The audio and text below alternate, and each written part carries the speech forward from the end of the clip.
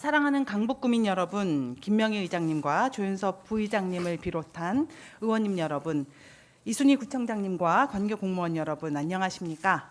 수유일동, 우이동, 인수동 지역구의 더불어민주당 최미경 의원입니다. 이번 구정질문은 돌봄 통합 지원 관련해 3가지 질문을, 강북구의 공공기관 명소를 잇는 셔틀버스 운행 관련 2가지 질문을, 그리고 스쿨 매니저 사업 관련해 준비했습니다. 첫 번째로 돌봄 통합 지원에 대해 질의드리겠습니다. 올해 3월 26일 의료, 요양 등 지역 돌봄의 통합 지원에 관한 법률, 약칭 돌봄 통합 지원법이 제정되었고 2026년 3월부터 시행을 앞두고 있습니다. 돌봄 통합 지원법의 목적은 어제 동료 의원님 질문에서 설명 들으신 것으로 가름하고 제4조 지방자치단체의 책무를 저는 강조하고자 합니다. 제4조는 이 법의 목적을 달성할 수 있도록 지자체에게 여건을 조성하는 의무를 부여하고 있으며 지방자치단체는 지역의 실정에 맞게 매년 지역계획을 수립해야 합니다. 이를 위해서 우리는 어떠한 준비와 노력을 해야 할까요? 우선 우리 구의 실정을 명확하게 파악해야 하고 우리가 통합할 수 있는 정책은 무엇인지 확실히 알고 있어야 합니다. 이에 집행부에게 묻겠습니다. 현재 돌봄 통합 지원과 관련한 강북구의 현황은 어떻게 되는지와 강북구에서 시행하고 있는 돌봄 통합 지원과 관련한 사업은 어떻게 되는지 설명해 주시기 바랍니다.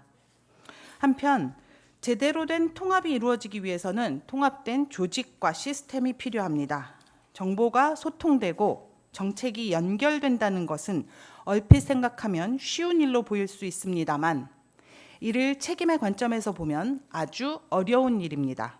현재 모든 정책은 소관 부서가 정해져 있고 각 부서의 장의 책임 하에 운영되지만 지금과 같은 시스템에서 사업을 연계하려면 자신들의 부서 성과를 위해서 정보를 독점하거나 부서 간 책임 회피로 인한 소극 행정이 발생할 수 있습니다. 지역 돌봄의 통합 지원 개요도를 함께 보시면 더 이해에 도움이 될 듯합니다. 지역 돌봄은 크게 이제 원으로 보여드릴 수 있겠지만 보건의료, 돌봄 지원, 생활 지원, 주거 지원 등으로 크게 나눌 수 있습니다. 보건의료 부분을 확대해 보시겠습니다. 건강보험공단, 보건소, 각급 의료기관 등이 연계되어야 합니다.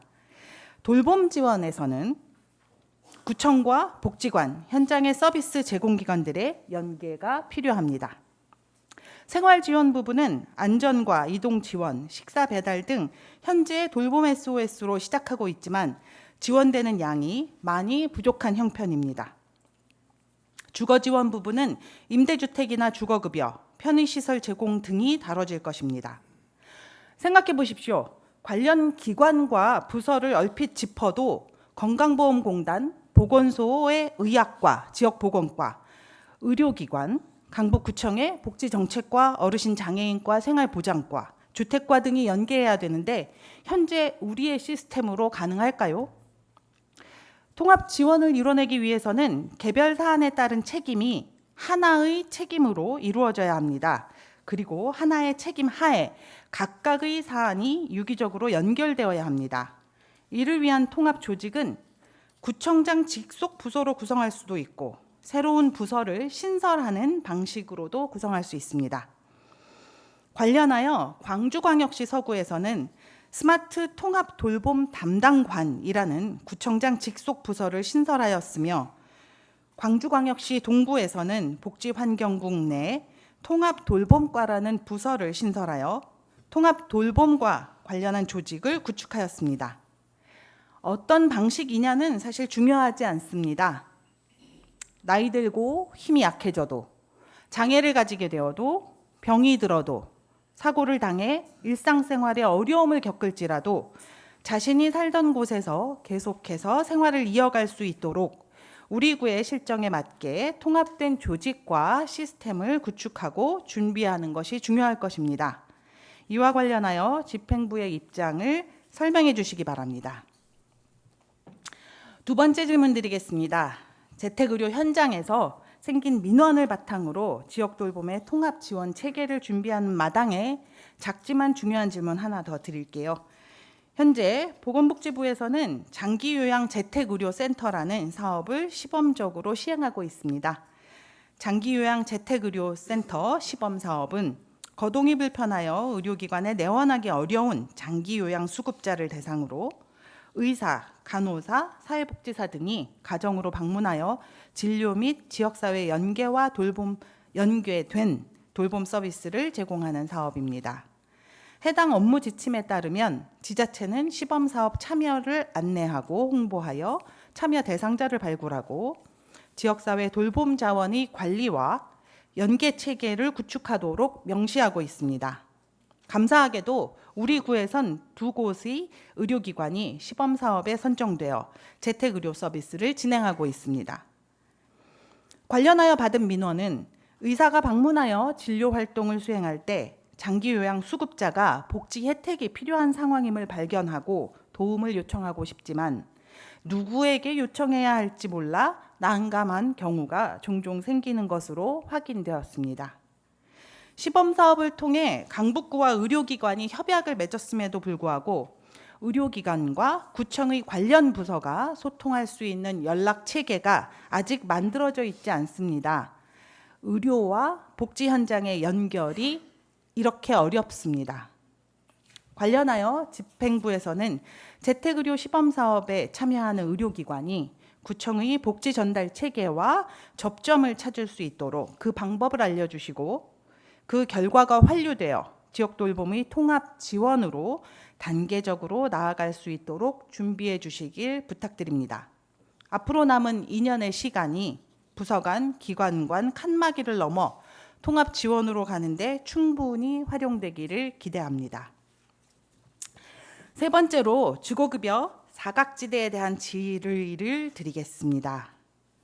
2022년도인데요. 국정감사에서 주거급여 사각지대와 관련하여 스스로 가난을 입증하고 밝혀야 하는 현재의 신청주의 정책으로는 비수급 주거빈곤층 해결이 어렵다라는 부분이 지적되었습니다.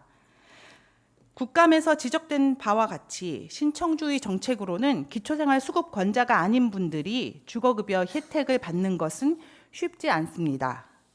우리 구에서도 2023년 주거급여 예산이 전부 소진되지 못한 것으로 보아 대상자와 신청자 간 차이가 있을 것으로 보이는데 관련하여 강북구에서 추정하고 있는 주거급여 대상자와 실제 신청자 간 차이에 대해 강북구 현황을 답변해 주시기 바랍니다. 물론 앞서 언급한 신청주의 정책의 문제점을 해결하기 위해 위기 가구를 발굴하는 사업을 지속적으로 추진하는 것에 더하여 주거급여 제도를 적극 홍보하여 주거급여 신청률을 올리는 것이 저는 중요하다고 생각합니다. 관련하여 청주시에서는 읍면동 직능단체 회의, 고용복지 플러스 센터, 공공임대주택, 고시원, 쪽방 등 취약계층 밀집 지역을 중심으로 주거급여를 안내하기 위한 찾아가는 설명회를 개최하였고 제주시에서는 경로당 사회복지기관, 노인 일자리 수행기관 등을 방문하여 주거급여 제도에 대한 이해와 전달력을 높일 수 있도록 알림이 사업을 추진하였습니다. 우리 집행부에서 주거급여 신청을 높일 수 있는 방안에 대해 답변해 주시기 바랍니다. 알면 받고 모르면 못 받는 주거급여에서 구청이 적극 홍보하는 주거급여로 변신을 기대합니다. 덧붙이자면 주거복지는 국가의 의무라고 생각합니다만 강북구에서 장애인, 노약자 등을 위한 편의시설을 갖춘 임대주택의 비율이 너무 낮아 큰 고민입니다. 앞으로 함께 고민해 주실 것을 부탁드립니다. 네 번째로 공공기관 셔틀버스 관련 질의를 또 드리겠습니다. 작년 구정 질문과 본예산 심의뿐만 아니라 지난 추가경정예산 심의 과정에서도 셔틀버스 운영에 관한 문제가 지속적으로 제기되었습니다. 특히 지난 추가경정예산 심의에서 셔틀버스 이용률이 부족하고 미운행에 따른 민원이 많지 않기 때문에 셔틀버스 운영은 하지 않는 것으로 결정하였다는 답변을 확인하였습니다. 하지만 강북구의 교통체계상 공공기관을 서로 연결하는 버스 노선이 부족하고 소수의 민원이라도 지속적이고 반복적인 불편사항에 대해서는 주민의 편의와 복리 증진을 위해서라도 문제를 해결하는 것이 맞다고 봅니다. 예를 세 가지 보여드리겠습니다. 첫 번째 화면입니다. 4.19 국립묘지에서 북서울 꿈의 숲으로 이동하는 방법을 찾아보았습니다. 북서울 꿈의 숲은 가족 단위 이용객이 많고 다양한 구청 행사도 많이 진행되는 시공원입니다. 강북구민들이 많이 이용하는 서문에서 가까운 주차장은 너무 협소하여 주말이나 휴일에 대기가 아주 긴 것을 보게 됩니다. 대중교통을 이용하려고 제가 검색을 해보니 2번 환승을 해야 갈 수 있고 또 내려서 많이 걸어야 합니다. 아이들과 주말 나들이 쉽지 않습니다. 두 번째 슬라이드입니다. 아주 가까운 사례입니다. 인수복로 인수동입니다. 인수복로에 위치한 우이초등학교 후문 정류장에서 강북청소년 수련관 난나에 가는 방법을 찾아봤습니다. 승용차로는 5, 6분이면 가는 거리이지만 강북문화예술 여기 의회 앞까지 걸어와서 마을버스를 타거나 아니면 가오리역 버스 정류장까지 내려와서 시내버스를 타야 한 번에 갈 수 있습니다. 그래서 프로그램을 마치는 시간에 아이들을 픽업하려는 승용차 행렬이 강북 청소년 수련관 앞 도로 한편을 막게 되기도 한답니다.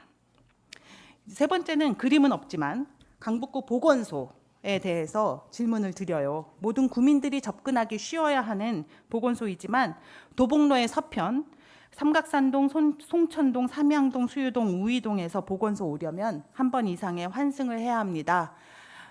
지소가 설치되었다고 하지만 보건소에 와서 해결해야 하는 그런 문제들 있습니다. 신청사 지어질 때까지 구민들이 더 불편함을 참아야 할까요? 잠시 영상 하나 보시겠습니다. 네트워크 뉴스입니다. 서울 성동구가 주민들이 공공시설을 편하게 이용할 수 있도록 성동구 공공시설 셔틀버스, 이른바 성공버스를 운행합니다. 성동구는 이번 주 중반부터 금호동과 응봉동, 행당동과 성수동 일대 공공도서관과 체육문화시설, 동주민센터 등 공공시설 22곳을 오가는 버스를 운영한다고 밝혔습니다. 성동구에서는 주민들이 필수 공공시설을 생활권 내에서 편리하게 이용할 수 있도록 성동구 공공시설 셔틀버스, 약칭 성공버스의 운행을 10월 초 최근 시작했습니다. 성북구에서는 현재 운행 중인 공공 셔틀버스의 위치를 앱으로 실시간으로 확인할 수 있도록 편의까지 제공하고 있습니다. 공공시설이라면 구립, 시립 가리지 말고 이용하는 강북구민, 특히 어린이, 청소년 등 노약자의 편의를 위해서 셔틀버스 운행을 다시 시작해야 한다고 보는데 이에 대해 도시관리공단 이사장님께서 답변해 주시길 바랍니다. 다섯 번째로 강북구형 관광순환버스에 대해 질의를 드리겠습니다.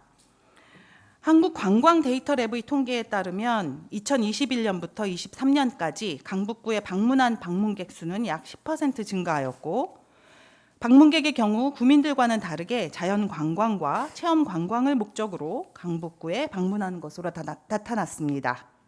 이처럼 코로나 시대 이후 우리 구는 명소를 활용한 다양한 행사와 홍보를 토대로 꾸준히 관광 인구를 늘려오고 있는데요. 다만 우리 강북구의 대표적 명소인 북한산과 도선사, 4.19 민주묘지, 북서울 꿈의 숲을 비롯한 역사 문화 명소가 서로 연결되어 있지 않고 강북구 안에서 서로 다른 관광지로 대중교통을 통해 이동할 때 한 번 이상 환승해야 하며 종착지까지 수백 미터를 도보로 이용해야 하는 번거로움이 있습니다. 같은 어려움을 해소하기 위해 마포구에서는 순환 열차 버스라는 명칭으로 관광 명소를 이어주는 자체 버스 노선을 운영하여 관광 명소에 대한 접근성을 높였습니다. 저는 다른 제안을 하나 드리겠습니다. 강북구에서도 시범적으로 근현대사 기념관과 4.19 민주묘지, 또 우이동 만남의 광장까지, 그리고 우이령 매표소까지 영어로는 알파벳 UI 정도로 보일 수 있을 것 같습니다. 이렇게 표현되는 가칭 우이 순환버스를 운영해 보면 어떨까요? 관광객들과 구민들이 대중교통을 이용해 강북구의 관광 명소들을 보다 쉽게 더 자주 방문하게 될 것이고 지역 경제 활성화를 위해서도 도움이 되리라고 생각합니다. 이에 대한 집행부의 입장을 답변해 주시길 바랍니다. 마지막으로 스쿨 매니저 사업 관련 전반에 대한 질의를 드리겠습니다. 서울시 교육청은 주말에 학교 외부 시설을 개방하며 관리를 맡아줄 스쿨 매니저 사업을 운영하여 지역 주민들이 생활 반경 내에서 쉽게 체육 활동을 즐길 수 있도록 지원하고 있습니다. 저와 함께 동료 의원님들이 그 필요성을 강조해 왔고 드디어 강북구도 참여하여 지난 추경의 예산을 확보하여 올해 안으로 운영을 시작하는 것으로 알고 있습니다. 다만 스쿨 매니저 사업의 학교 외부 시설 개방 관리를 위한 인력으로 학교당 1명만 배치되는 것이 확인되었습니다. 학교의 외부 시설이 개방되면 돌발 상황이 발생할 확률도 높아질 것이라 보입니다만 과연 1명의 인력으로 모든 상황을 대처할 수 있을지 우려가 되는 바입니다. 관련하여 이에 대한 집행부의 입장을 알려주시기 바랍니다. 한편 사업이 시행되면 교육청이 아닌 우리 구가 주관하여 사업을 운영하는 것으로 알고 있습니다. 효과적인 사업을 위한 세부적인 업무 지침은 어떻게 수립할 것인지 답변해 주시기 바랍니다. 덧붙이자면 주말 개방한 인수초등학교 놀이터에서 아동들끼리 놀다가 가벼운 몸싸움이 있었고 CCBB를 가리기 위해 학교 운동장을 비추는 CCTV가 필요하다는 민원도 있었습니다. 강북구에서는 그 통합관제의 훌륭한 인프라를 가지고 있으니 교육청과 학교와 잘 협조하여 학교 운동장을 비추는 추가 CCTV가 배치될 수 있다면 강북구민들이 학교 외부 시설을 이용하는 데 더 안심할 수 있지 않을까 생각됩니다. 강북구민의 삶이 내적으로나 외적으로나 더 행복해질 수 있도록 함께 노력하는 의회와 집행부가 되기를 바라며 이상 제276회 구정질문을 마치겠습니다. 지금까지 경청해 주셔서 감사합니다.